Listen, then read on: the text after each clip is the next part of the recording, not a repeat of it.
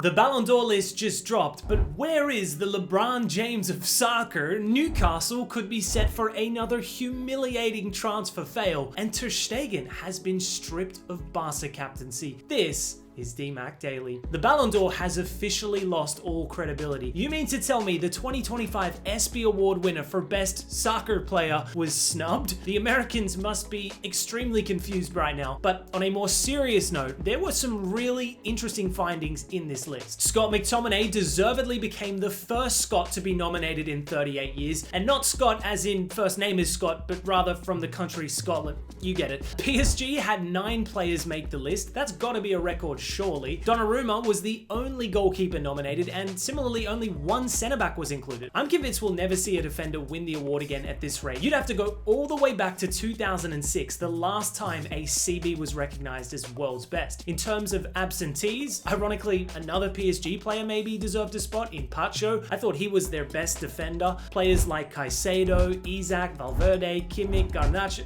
just playing. There seems to be a collective outrage at Vinny Jr.'s inclusion, and hot take here, but I actually think it's a bit forced. Like, I get the hate, I do. He's a bit of a wind-up merchant, and having lost out to Rodri last year, he definitely was a little dramatic, but with 40 plus goals and assists this season, including good numbers in the Champions League, in a pretty dysfunctional Madrid, I'm not shocked by his inclusion. I mean, it doesn't ultimately matter really. It's down to 3, maybe 4 players tops. Dembele, Yamal, Rafinha, and I guess Salah. I've seen shouts for Mendes and Hakimi, but there is zero chance of fullbacks winning this. Vitinha and Pedri, again, absolutely world class, but they're not winning it. It's coming down to these 4. Salah had a record-breaking season, as did Rafinha, yet as we all know, this is a popularity contest, with Dembele and Yamal most likely winners. That being said, there were several other award nominations. You have the Copa Trophy, Doué and João Neves are worthy winners, but above Yamal, I doubt it. I was perplexed as to how Emi Martinez was among the Yashin Trophy nominees. This is 2025, right? I saw a legendary tweet on the Johan Cruyff Trophy nominee for Best Coach saying the 5 stages of hair loss. There was also the Ballon d'Or feminine list. Shout out to Matilda's legend Steph Catley for her nomination, one of 7 Arsenal women's players nominated. We had the women's U21 list, plus Best Female Coaches and Best Club Awards too. Moving to transfer news, and just when you think it couldn't get any worse for Newcastle, further pain could await them. They first bid for Pedro. He joined Chelsea. They bid for Ekitike. He joined Liverpool. They bid for Trafford. He joined City. They bid for Seshko. He joined Man U. They also held talks for Haugen, Delap, Mbeumo, Cunha, Kudus, Gehi,